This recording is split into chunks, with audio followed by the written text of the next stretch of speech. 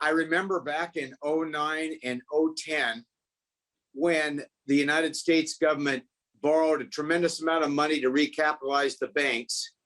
And a lot of smart people were convinced that there was going to be a huge amount of inflation. In fact, one of your guests back then was Jimmy Rogers, the famous investor, and he was arguing heavily that what they did was going to be inflationary.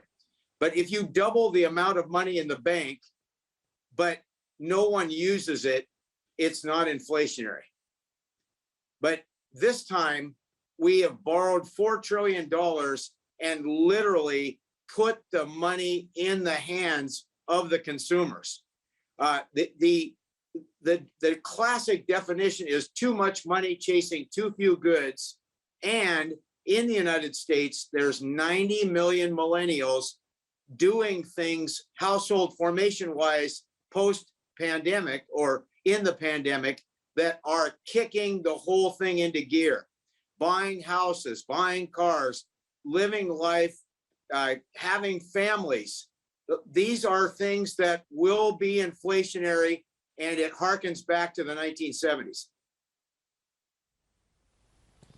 So let me just move this on. We've got another $3.5 trillion spending plan coming from the administration as well. Of course, the Republicans blasting back against this two-track infrastructure package as well. Just to confirm, that's only going to compound problems then if we have even more federal money going into the system.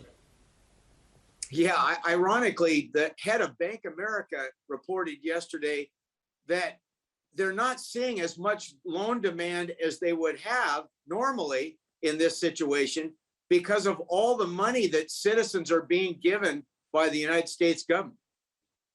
Savings rates are the highest in my lifetime. Household debt service ratios are the lowest.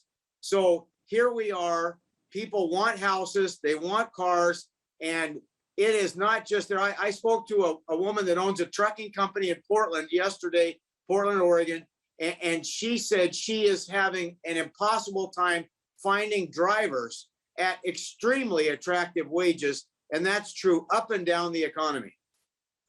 Bill, I don't think anyone at this stage thinks we're in an environment of smooth data, and given all the extraordinary pandemic trends we're watching. So I wonder why we think we're in an era of smooth policy either. And that just brings me to the point about the tools that Jay Powell may have at his disposal now. We've got much higher debt ratios back now than versus the 1970s. If we do eventually get a rate hike, doesn't it stop some of the inflationary pressures very quickly?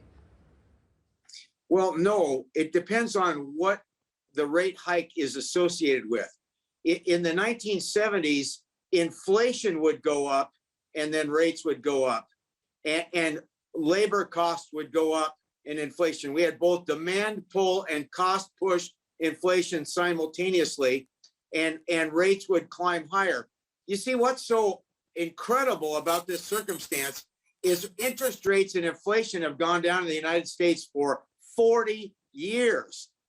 It's unprecedented time period, and therefore people think what's happened is always going to happen.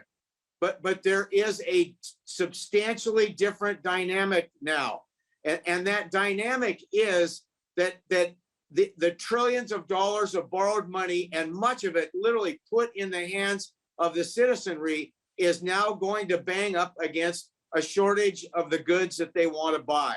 And it's going to last for a long time. We're so underbuilt single family homes in the United States. It's incredible. We're only up to the worst home building divided by population of the last 40 years prior to the meltdown and financial crisis.